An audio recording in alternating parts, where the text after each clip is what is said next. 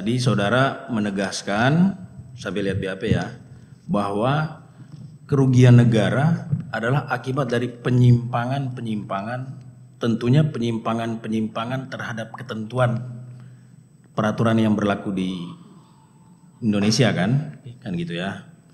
Kalau di nomor 16 temuan saudara, ini masih temuan saudara.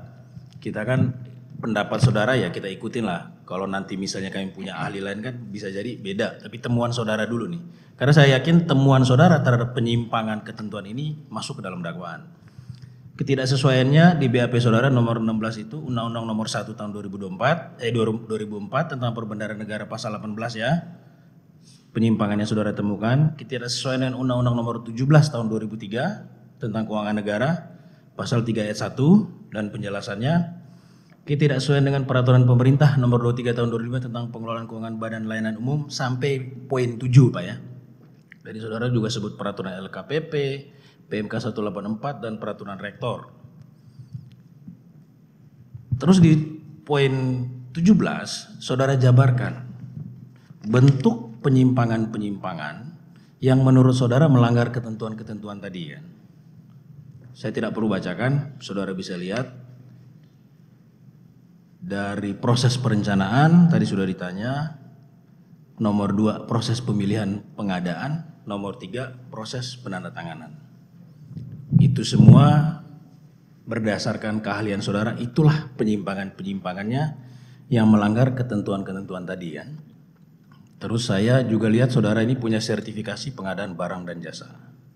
Tentu saudara tahu pengguna anggaran, kuasa pengguna anggaran, PPK, dan lain-lain di perangkat pengadaan. Pertanyaan saya, saudara lihat di BAP nomor 17 itu, manakah penyimpangan yang saudara temukan melanggar ketentuan-ketentuan tadi yang dilakukan oleh pengguna anggaran? Yang BAP nomor 17 ya. Pengguna anggaran. Tidak ada. Tidak ada ya. Kami tidak menemukan penyimpangan yang dilakukan oleh pengguna maksudnya, anggaran. Kondisinya seperti yang kami sampaikan dan ini tidak ada yang dilaksanakan oleh pengguna anggaran. Oke, cukup. Berikutnya.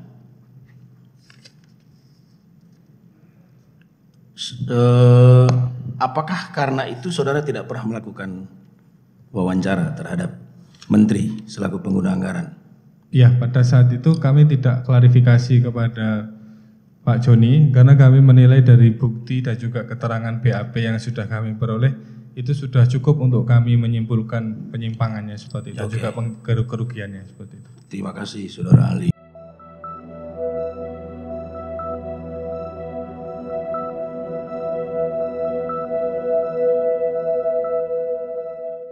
Kerugian keuangan negara itu menurut saudara berdasarkan putusan Mahkamah Konstitusi harus dihitung dan yang menghitung adalah auditor. Pertanyaan saya adalah apabila seorang auditor yang ditugasi oleh kejaksaan diminta untuk menghitung kerugian keuangan negara, telah melakukan penghitungan melalui terlebih dahulu mengidentifikasi penyimpangan-penyimpangan dan di dalam persidangan dengan tegas menyatakan bahwa hasil proses audit tersebut mereka selaku auditor tidak menemukan kesalahan atau penyimpangan yang dilakukan oleh menteri selaku pengguna anggaran, apakah menteri selaku pengguna anggaran tetap dapat dikenakan pasal 2 Undang-Undang Tindak Pidana Korupsi dan pasal 3 Undang-Undang Tindak Pidana Korupsi? Bagaimana menurut pendapat ahli? Baik, ahli sampaikan bahwa kalau perbuatan dari seorang pengguna anggaran yang kebetulan dia sebagai seorang menteri yang sudah dilakukan audit dan simpul audit menyatakan bahwa tidak ditemukan adanya tindakan penyimpangan-penyimpangan atau kesalahan dalam posisinya atau kedudukannya sebagai pengguna anggaran yang dalam hubungan ini pelaksanaan satu kegiatan pengadaan barang dan jasa, maka menurut ahli itu adalah simpulan yang menjadi dasar. Kalau itu menjadi dasar, berarti tak ada perbuatan melawan hukum atau penyalahgunaan yang dilakukan oleh PA yang bersangkutan. Mendasarkan azas yang tadi sudah disampaikan oleh ahli dalam bidang keuangan tadi, bahwa kalau itu pengadaan barang dan jasa sudah diangkat di situ atau sudah ditunjuk KPA dan pejabat pembuat komitmen PPK, berarti tadi hubungan hukum mengalir disebabkan karena dia adalah yang disebut sebagai pelimpah.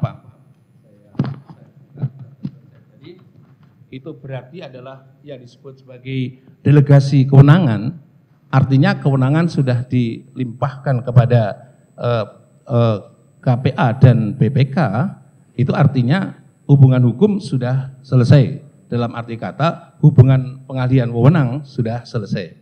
Nah kalau misalnya saja tadi sudah disebutkan hasil audit ternyata PA-nya itu adalah tak ada campur tangan dan juga telah tidak ada bukti-bukti yang menyatakan dia menyalahgunakan wewenang atau melawan hukum atau dan lain sebagainya yang terkait dengan pengadaan barang dan jasa, menurut ahli dia tidak dapat dimintai pertanggungjawaban terkait jika terjadi, saya ulangi lagi, jika terjadi dalam pengadaan barang dan jasa tersebut diduga terjadi tindak pidana.